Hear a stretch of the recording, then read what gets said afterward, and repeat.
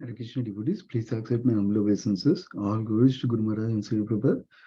So today we'll hear after basically Sonak Rishi's questions to further elaborate, further go into Srimad Bhagavatam, and then we'll hear starting descriptions of how what Vyasdev was thinking about the people of Kali Yuga and how to benefit them like that.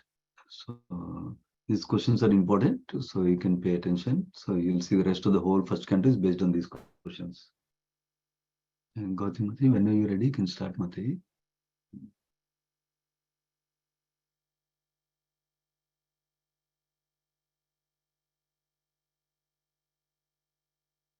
Let me see if you cannot unmute or something. Let me see.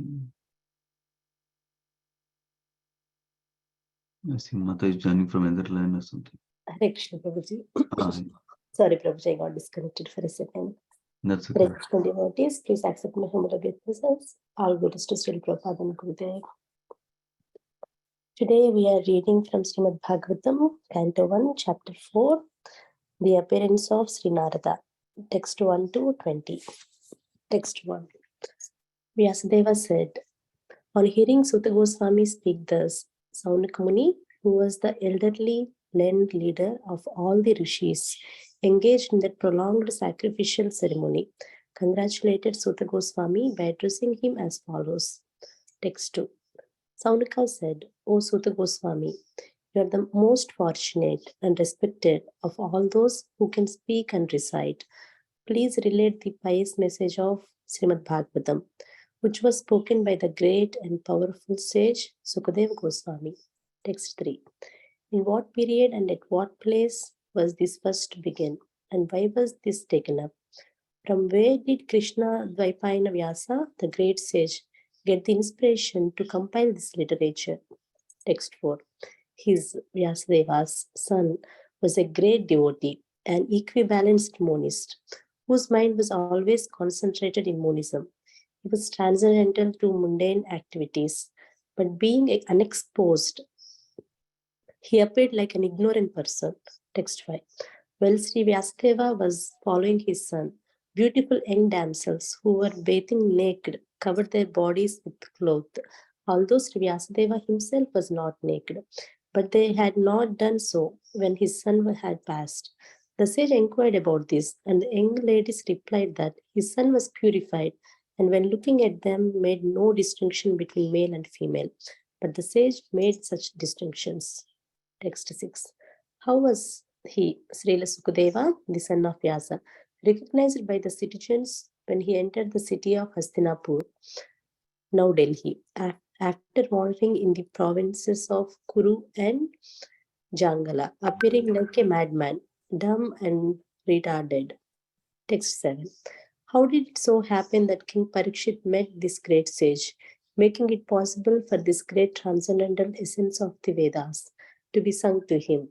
Text 8. He, Sukadeva Goswami, was accustomed to stay at the door of a householder only long enough for a cow to be milked, and he did just to sanctify the residence. Text 9. It is said that Maharaj Parikshit is a great first-class devotee of the Lord, and that his birth and activities are all wonderful. Please tell us about him. 10. He was a great emperor and possessed all the opulences of his acquired kingdom.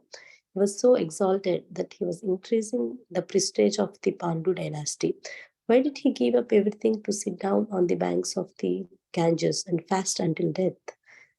Text 11. He was such a great emperor that all his enemies would come and bow down at his feet and surrender all their wealth for their own benefit. He was full of youth and strength, and he possessed kingly opulences that were difficult to give up. Why did he want to give up everything, including his life? Text 12. Those who are devoted to the cause of the personality of Godhead live only for the welfare, development, and happiness of others. They do not live for any selfish interest. So even though the Emperor Parikshit was free from all attachment to worldly possessions, how could he give up his mortal body, which was a shelter for others? Text 13. We know that you are expert in the meaning of all subjects, except some portions of the Vedas, and thus you can clearly explain the answers to all the questions we have just put to you. Text 14. Sutta Goswami said, when the second millennium overlapped with the third, the great sage Vyasadeva was born to Parasara in the womb of Satyavati, the daughter of Vasu.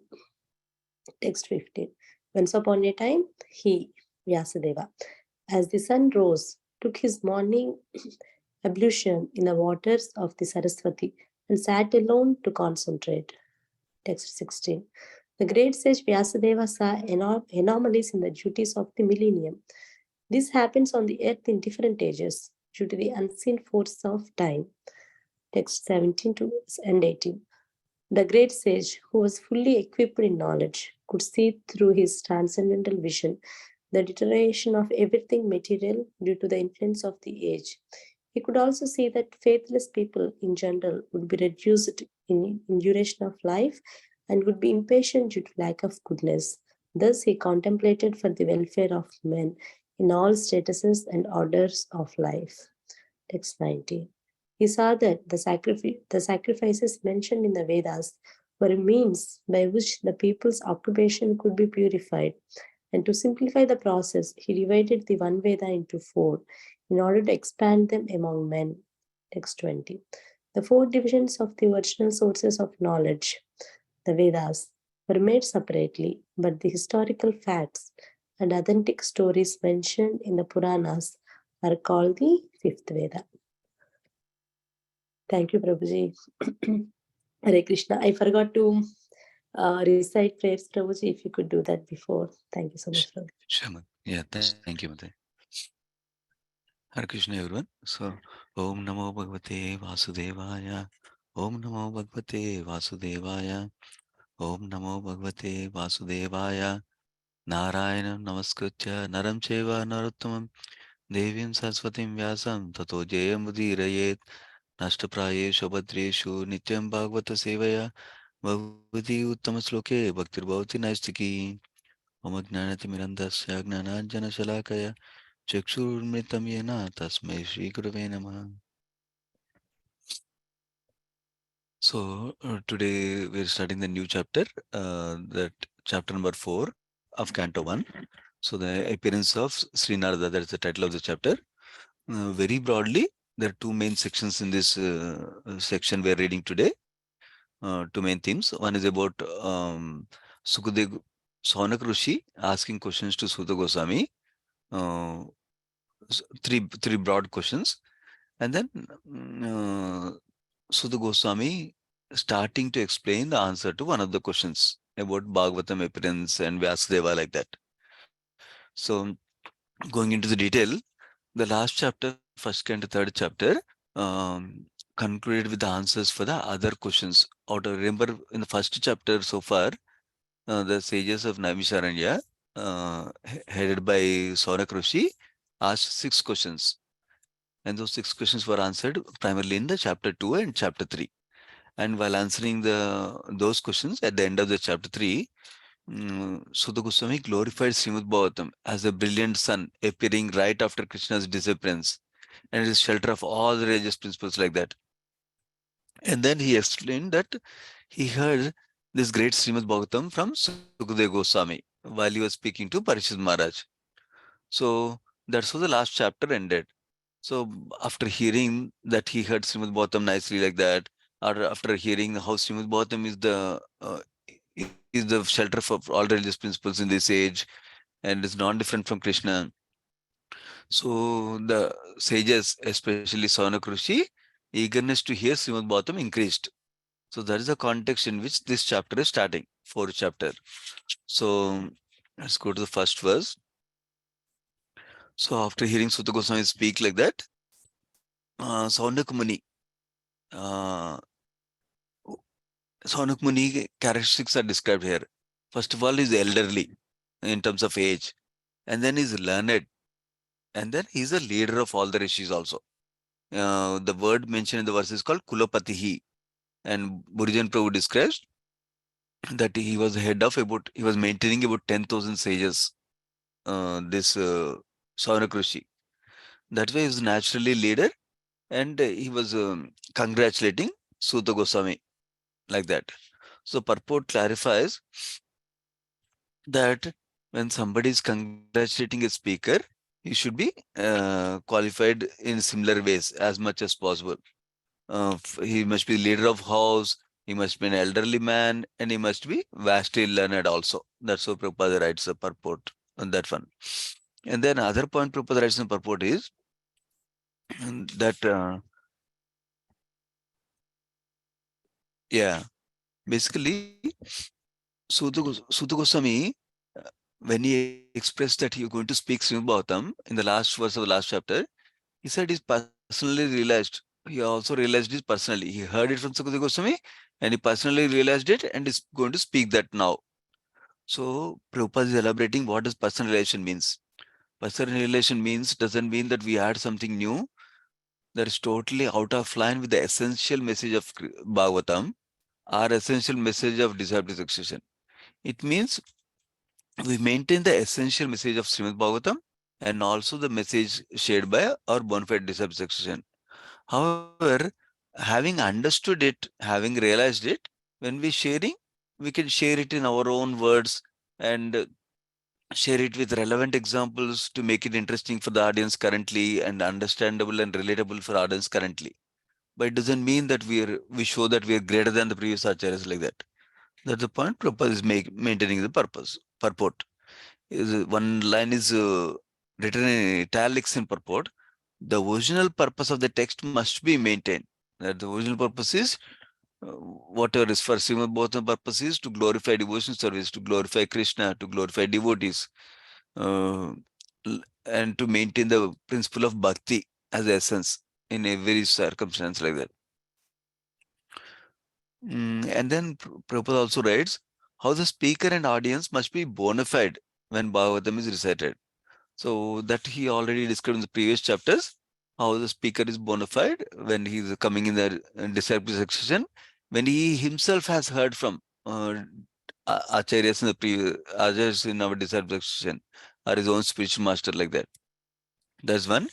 And the audience is bona fide when they're trying to listen eagerly and submissively, and they want to learn from Srimad Bhagavatam, message of Srimad Bhagavatam like that. Now, going to text number 2, Sonak Rishi. Now that Sonak Rishi's characteristics are mentioned, how is qualified to address the speaker, learned, elderly, and also leader of the sages like that. Now Sonak Rishi is speaking. So this is where he starts with the bunch of questions, 3 broad questions that will be answered in the rest of the Srimad Bhagavatam in the first canto. He says, first of all, you are the most fortunate and respected of all those who can speak and recite. So he's expressing his confidence on the speaker and appreciation of the speaker Suta Goswami. And then he says, please relate the pious message of Srimad Bhagavatam. Please tell us the message of Srimad Bhagavatam. In the purport, Prabhupada clarifies why he is most appropriate speaker, most qualified speaker for Srimad Bhagavatam. In that sense, context, Prabhupada says the professional reciters of Srimad Bhagavatam and those who are the learned impersonalists, those are not right people to speak Srimad Bhagavatam, he says, because they're not bona fide people. Because we will not get the essential message of Srimad Bhagavatam from them. Professional reciters only reciting to give some entertainment so they can get some money, for example. And the impersonal philosophers, they cannot understand the inner rasa, the bhakti portion, bhakti component in dealings between Krishna and his devotees, they cannot understand. So they cannot give that to us. Whereas the message of Srimad Bhagavatam is to inspire bhakti in us, to give, to share about Krishna's nature, qualities like that. So that's why they're not the proper bona fide speakers like that is described. Now going to the third verse. Now this where Sonaka Rishi starts with the first question. Essentially, first set of questions are categorized into one aspect, which is activities of Srila Vyasadeva, or in other ways, how the Srimad Bhagavatam came about, in what circumstances, in what situations Srimad Bhagavatam was compiled. That is what is a broad set of questions. So next few verses we'll see that. So he's saying, in what period, that means in what yuga and at what place was this first begun? Which was first begun? Srimad Bhagavatam. And why was this taken up? Why was Srimad Bhagavatam spoken? And from where did Krishna Dvaipan Vyasa, the great sage, get the inspiration to compile this literature? If you notice these questions, it appears he already knows the information, because he already knows who wrote the Srimad Bhagavatam, and then, but then he's still asking. Why is that? Because we, as devotees, we don't just get information and knowledge from other devotees. We get their realizations, we get their sharing from the heart and their aspirations when we hear from somebody. That's why when, for example, when we go before spiritual master, it's not necessary that we ask a question that we don't know at all. It is important sometimes to ask questions that we want to hear from spiritual master, their realizations on that topic, like that. So that's one aspect we can learn from here. Now, going to text number 4. So he's asking, Sukadeva Goswami was a great devotee and an equibalanced monist, and he was transcendental to mundane activities, but being unexposed, he appeared like an ignorant person. Sukadeva Goswami, external appearance wise, he appeared like ignorant person. We'll see him because he was going naked even without even clothes also. But he was a highly realized person. So he's going to ask some questions of Sukadeva Goswami. That's where he's going. So what is in the purport, Prabhupada clarifies, liberated soul is always engaged in progressive path of spiritual attainment. And then he differentiates the conditioned soul from liberated soul in the purport, Srila Prabhupada. What does he say? Conditioned soul is always, the attention is always alert. How can I enjoy this way, that way, this way? In every circumstance, they're looking for how can I enjoy, like that. Sense enjoyment is a focus. Whereas the liberated soul, their focus is self-realization. How can how can this help me in my growing in bhakti? How can I help in my service to Krishna? How can how can I see Krishna in this circumstance? Like that. And that's what Prabhupada is clarifying here. In other words, conditioned soul is absorbed in matter in sense enjoyment, whereas liberated soul is completely indifferent to matter and is looking for self-realization. Now the next was text 5. One incident is being described. How Vyasdeva, one time when Sukadeva Goswami was born, he was already 16 years of age, and he was immediately leaving the home. That time he did not have any clothes on him. When he was leaving, there was the girls who were taking bath in the lake, uh, and they did not cover themselves. Whereas immediately following Sukadeva Goswami was Vyasdeva, who was going behind him to call him, please come home, like that. That time, the ladies who were taking bath in the lake, they covered themselves with clothes. So this verse is indicating that when Sukadeva Goswami was passing, they did not cover themselves. When Vyasdeva was passing, they covered themselves. So why is that? Vyasdeva inquired from them, and then they told him that Sukadeva Goswami was so advanced and he was transcendental that was not making a distinction between male and female, meaning he was not having any vision of, oh, I want to enjoy this way, like that. He was beyond that mode, meaning he was also seeing them from spiritual perspective, that he was seeing that we are all male or female or spirit souls. We happen to have a different body, external covering currently, like that. That is the advanced status of Sukadeva Goswami. And the important thing is ladies could recognize that. So Prabhupada writes in the purport, ladies have this intelligence that they're naturally gifted with this intelligence. When somebody is looking with what purpose they're looking, are they looking to with a view of enjoying? Are they looking indifferently? Are they looking it in a caring way? They can make out. There's a natural intelligence given by Krishna to them. So that's why they could recognize this. And then simultaneously, Prabhupada indicates that we should not simultaneously think that Vasudev is not advanced. Vasudev is also transcendental. Vasudev is also very advanced. But the only thing is he's in the Grihastha ashram currently, where he is married. So in that sense, he needs to make distinction between male and female. That's why he's making distinction between male and female. Prabhupada clarifies in the purport for us. Now, Prabhupada encourages us, we should know that we are a spirit soul, whether we're in the body of a male or body of a female, like that Prabhupada writes. Now going to text 6, he's asking, Sonakrushi is asking, how was Sukadeva Goswami recognized by citizens of Hastinapura when he came? Because he appears like a madman, dumb man, and retarded man. How they recognize that he is such a great person like that? Like that is asking. Basically, this set of questions are, first question was around Srimad Bhagavatam and Vasudeva activities. These set of questions are around Sukadeva Goswami's activities and how Sukadeva Goswami met Maharaj Parishit. That led to speaking of Bhagavatam basically. So the purport, Prabhupada clarifies one important point. So it is not the external appearance that is most important for a sadhu from our perspective. He might dress himself nicely. That's a different story. But from our perspective, just because somebody is looking very beautiful or very attractive, dressed so nicely, that's not the external most important characteristics for us to listen to sadhu or associate with sadhu. Most important characteristics is what they speak. So our focus should be on hearing a sadhu more than seeing a sadhu. That is the point being made. So one should approach a sadhu or great sage not to see, but to hear him. That means we make time to hear from a sadhu whenever we get an opportunity to hear from a sadhu. So that's the point being made here. And Sukadeva Goswami was a sadhu who could speak on the transcendental activities of the Lord. He did not satisfy the whims of ordinary citizens.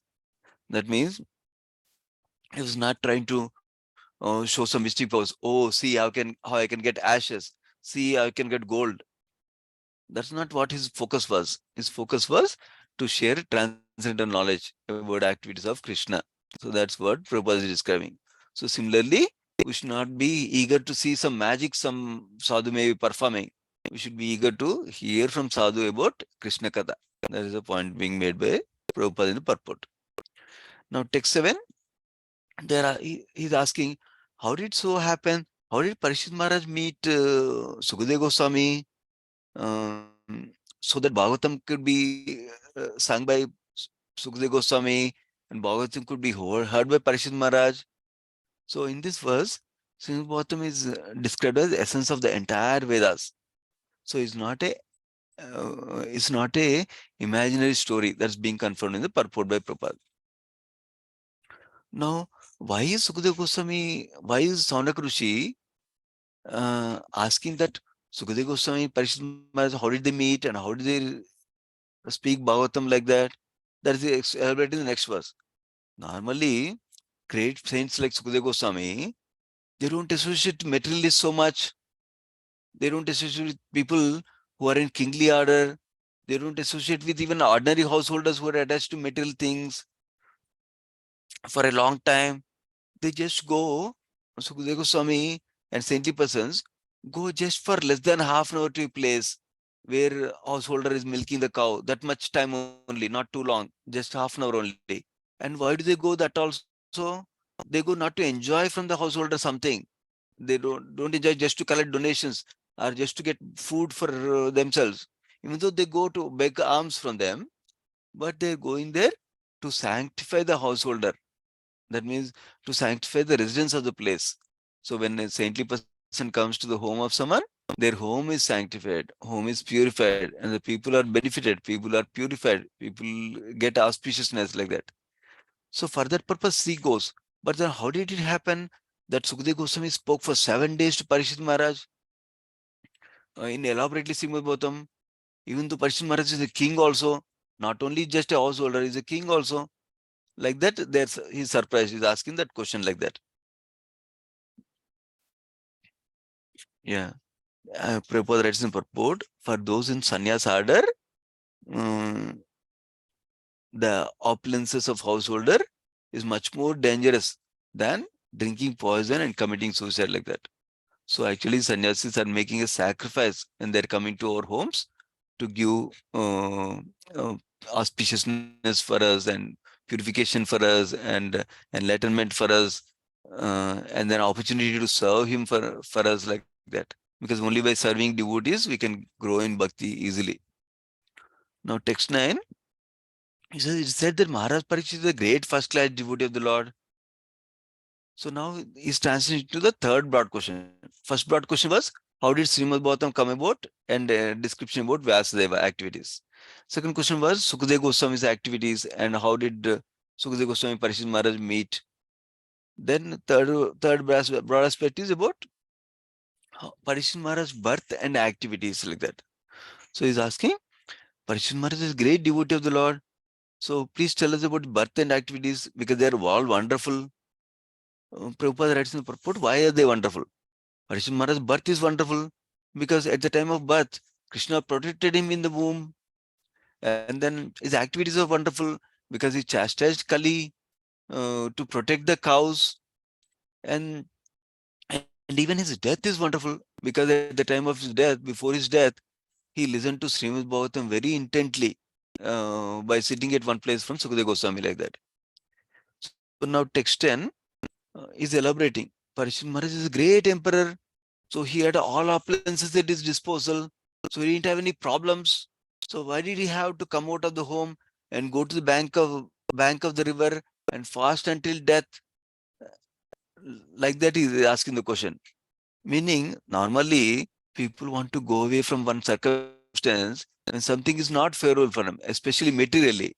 When something is troubling them, when something is not going well, then only they go away. But King Parishit, he was able to collect taxes also very easily because everybody knew he's so powerful. Everybody would come and bow down, all the kings would come and bow down and give all the taxes to them. That means he didn't have trouble to go get taxes also from people. He didn't have to fight to get taxes from people. Then he also had so many opulences at home in the kingdom. So then why did he have to come out? Everything was doing well like that. That's what he's asking. He was eager to know the cause of Parishit Maharaj coming out. And then he says, not only that, he had a he was young also, and he has a lot of strength also. That means he could enjoy with all the appliances that are there. He could, why did he leave and come out? Then next question, text 12. He says, those who are devoted to the cause of personality of Godhead, now he's asking the question, actually, he cannot think that he will go away leaving all the citizens, because actually he's giving protection to citizens, he's taking care of them nicely. Not only is ensuring that they have enough food and shelter like that for living in this life, he's also making sure they're protected by protecting the cows. There's no killing of cows happening. Everybody's practicing religious principles so that their eternal life is secure. So he's giving protection to everybody, shelter to everybody. So normally saintly people are selfless. So then by going away, is he being selfish? How could he go away like that? Like that, they're asking the question like that. Yeah. Prabhupada writes in the purport that king is meant to not only take care of the physical needs of the people and citizens, but also take care of their eternal life like that. Now, text 13, they're expressing the confidence in Sutta Goswami again, saying that you're expecting the meaning of all subjects except some portion of the Vedas. So you can explain answers to all these questions. Prabhupada elaborates nicely in the purport, a couple of points. One is that is expert in the Puranas, but Sukadeva Goswami, Sutta Goswami may not be expert in chanting the Vedic mantras nicely because he's expert in this section of theirs. That doesn't make him disqualified because Puranas are explaining the essence of the entire Vedic literature only. So he's still qualified like that. Prabhupada also writes, Brahmanas, they give Vedic mantras to do yagnas or karmakanda sacrifices or to get something like that, to do rituals like that. So they pronounce Vedic mantras very, very nicely. But Parivrajakacharyas, they may not be able to recite Vedic mantras nicely, but they have the realization that of the knowledge of scriptures, of the Vedas. So the realization is more important than parrot-like reciting of the Vedic mantras, Prabhupada writes in the purport. And so that's why Sutta Goswami is very qualified to speak the answers to these questions, especially Srimad Bhagavatam recitation. Number one. Number two, Prabhupada writes, Jiva Goswami confirms by referring to Shruti, Madhyana, Madhyanandina Shruti itself, that these Puranas and Ityasas, they're also part of Vedic literature. Not that they're separate. They came afterwards, so they're separate. They're not authentic like that. Because some people think only the four Vedas are the best, and these are not so important like that. So Jiva Goswami establishing by referring to Shruti itself that they are also part of Vedic literature. And they are the fifth Veda that is elaborated in the next purports actually. So now going to the next verse, Sutta Goswami starts to reply. So three broad questions now to summarize are: how did Srimad Bhagavatam come about? How did Vyasadeva write Srimad Bhagavatam? At what inspiration? And then second set of questions is: how did Sukadeva Goswami meet Parikshit Maharaj? Tell us about his qualities. And the third set of questions is Parikshit Maharaj's birth and activities. These all will be elaborated in starting this verse through the rest of the first canto. So Sutta Goswami says, at the junction between Treta Yuga and Dwapar Yuga, in that Sandhi, that's when Vyasdeva was born to Parashar Muni and his wife Satyavati, who is a daughter of Vasu, it seems. So there's one additional detail given by Burdan Prabhu that each yuga has three sandhyas, it seems.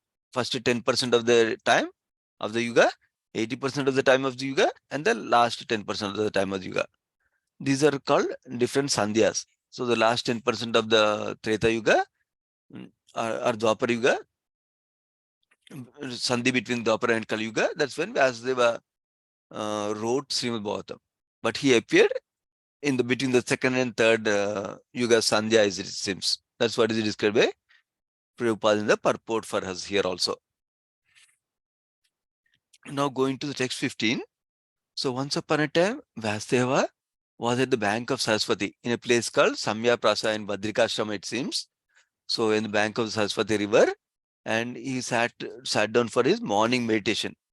At that time, because of his transcendental vision, he saw the anomalies in the Kali Yuga. So how people are ignorant, people are only interested in material sense gratification, not in spiritual enlightenment. Many of them like that is described in the purport. Now, he was equipped with all knowledge and he had the transcendental vision. That's why he could see how Kali Yuga people will deteriorate in future. He's seeing about the future like that. He's also seeing that Kali Yuga people will be normally faithless in general, and they'll have shorter duration of life. They'll have lesser intelligence. They'll be impatient because of lack of goodness. That means the more mode of passion and mode of ignorance increases, then people will be in anxiety more and they'll have less patience also. So then he contemplated what is good, what I can do good for them, all these people like this. He was contemplating like that. So, and Prabhupada writes, these transcendental days like Vyasdeva and Acharyas are the real friends of people in general, because they want to do good for all of us like that. And they are the best social welfare people for us, because they can give the ultimate benefit for us, because they are trying to spread the mission of the Supreme Lord, which is to take us all back to home, back to Godhead like that. Text 19, Vyasdeva saw that sacrifices mentioned in the Vedas are the means of purification for us. So he divided the one Veda into 4 Vedas to make it simple for people to perform sacrifices like that. And then this purport also clarifies that Puranas and Mahabharata were also part of the 4 Vedas, original Vedas itself. And the Chandogya Upanishad, that means this is also Shruti literature, that's part of the 4 Vedas itself. It's saying the Puranas and Mahabharata are mentioned as the 5th Veda, it seems. It's not somebody making up the point. It's there in the Shruti itself that they are Puranas, Itihasas also fifth Vedas like that. Text 20 describes the last verse for today. The 4 divisions of the Vedas were made separately, but the Puranas and Itihasas are fifth Veda. Is described when Lord Krishna gave the knowledge to Brahma in his heart. All the Vedas were revealed in Brahma's heart. And then Brahma spoke those Vedas with his 4 mouths, it seems. That time, all the Vedas are assorted like that. So, not sorted out, not categorized like that. Now, Vyasdeva is taking that work to divide them into categorize 4 Vedas like that. So, that's the context. We'll hear more tomorrow. Srimad Bhagavatam ki jai, Sri Prabhupada ki jai. Let's offer obeisance to all the devotees of the Lord. Vancha kalpatarubhyascha kupasindubhyevacha paditanam pavanebhyo vaishnavebhyo namo namaha. Thank you, devotees. Hare Krishna. Thank you. Hare Krishna.